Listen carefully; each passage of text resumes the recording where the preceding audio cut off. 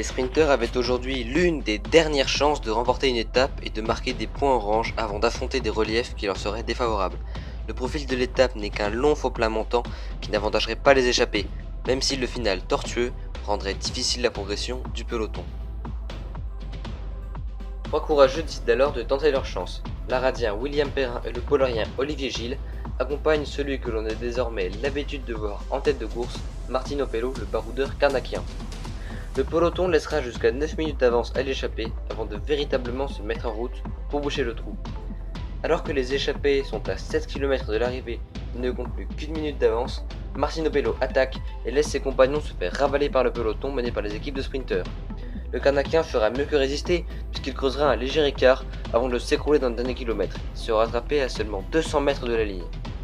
Le sprint commence alors et le revenant Ilan Tarani se classe premier, alors qu'il avait fait une spectaculaire chute lors du contre-la-montre de la 4e étape dont il avait eu du mal à se remettre. Le malheureux Martin Opello parvient tout de même à accrocher la 2e place.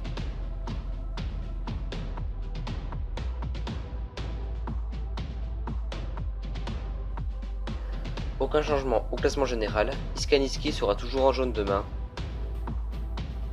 Son équipe, les Cacharrodonzélé, garde la tête du classement par équipe Bois-d'Almart, tandis que le maillot orange Xiaomi change de propriétaire. C'est désormais le grand favori de ce classement de sprinteurs, le Sunrasien John Plover, qui s'en empare grâce à sa 3e place aujourd'hui.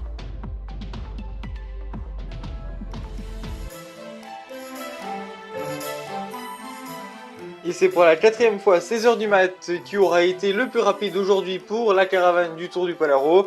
Il prend la tête du classement avec 4 points juste derrière Gali avec 3 et en 3e position Sakuro. À partir de demain, cette version change puisque au lieu des messages d'amour, des questions vous seront posées et ce ne sera donc plus uniquement la vitesse qui sera évaluée mais également vos connaissances dans le domaine. Plus de détails dès demain.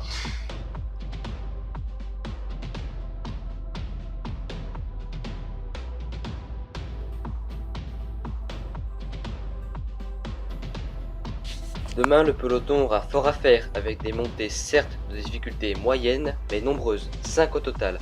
Les sprinteurs auront du mal à s'accrocher au peloton dans les côtes successives, alors que des baroudeurs pourront eux en profiter.